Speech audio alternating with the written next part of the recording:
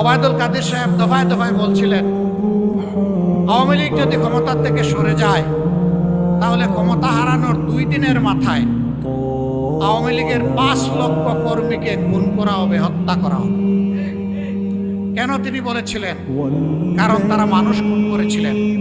এই জন্য তাদের ভয় ছিল যে মানুষ তাদের কাছ থেকে প্রতিশোধ নেবে। তারা রক্ত পিপাসু হতে পারে, দায়িত্ব জ্ঞানহীন হতে পারে, কিন্তু বাংলাদেশের মানুষ এই দেশকে এবং দেশের মানুষকে ভালোবাসে, এই জন্য প্রতিশোধ নেয়নি।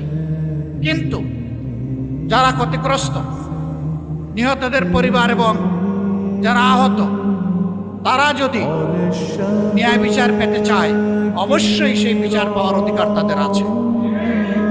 আমরা সেই বিচারের জন্য তাদের পাশে দাঁড়িয়ে লড়াই করব ন্যায় বিচার পাওয়ার জন্য। কিন্তু কেউ আমরা আইন হাতে তুলে নেব না। আবার কারণ আমি মিথ্যা মামলাও দেব না যে মৌসুম পেয়েছি এখন ইচ্ছা মতো মিথ্যা মামলা শত শত দিয়ে এখন মামলা বাণিজ্য করে কিছু কামাই করে নেই, না, এ কাজও আমরা করবো না, এটাও হারাম। সম্মানিত ভাইরা, 5 তারিখের পট পরিবর্তনের পরে সবাই যদি এই ধৈর্যটা ধরত, সবাই যদি মানুষকে সম্মান করত, সবাই যদি দেশটাকে ভালোবাসত, তাহলে রাস্তাঘাটে আজকে মানুষের কণ্ঠে কণ্ঠে, আজকে মানুষের মুখে মুখে এই কথাটা শুনতে হতো না।